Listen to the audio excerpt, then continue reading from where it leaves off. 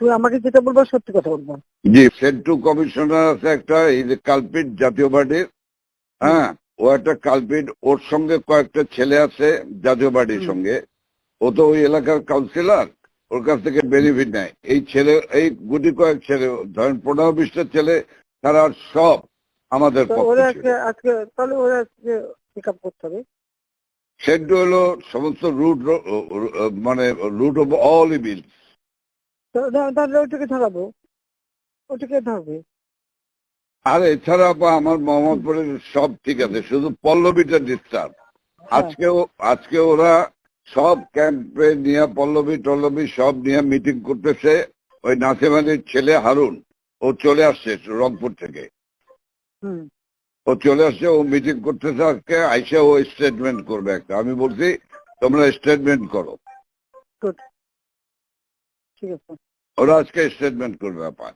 কিন্তু সেন্টুরি ধরলে তো আবার জাতীয় পার্টি চাপবে। চুপ করো, জাতীয় পার্টিতে যেতে আমাদের কি আসে যায়। আচ্ছা, বাহ, আমার জাতীয় পার্টিতে আর কত দরকার নেই পার্টির। সেন্টু হলো অনেক না ওই যে জিন্না লাশ, আমি বলে দিচ্ছি, যেটা ডিস্টার্বিং এলিমেন্ট বলো, আমি এবার একটা থাকবো না, সব সাফা করবো। জি আপা, জি আপা, একদম এবার ছাইকা ফেলতে হবে আপা। আমি তো বলছি ওই যে কুইল বস্তিতে সবগুলি যে ওখানে ঠুসে ওখানে থাকে, তোমার এই বিহারি বস্তিতে থাকে, আবার কিছুই নেই, সব জায়গায় একটু সার্চ করো। জি আপা, সার্চ করা, জি আপা, ব্লক রেড করতে হবে, চিরুনি অভিযান। সেটাই চলতেছে এখন, সেটা চলতেছে, কিন্তু সেই সাথে জি আপা। বাঁচতে যেমন চিন্তি, বাবরে বাবা।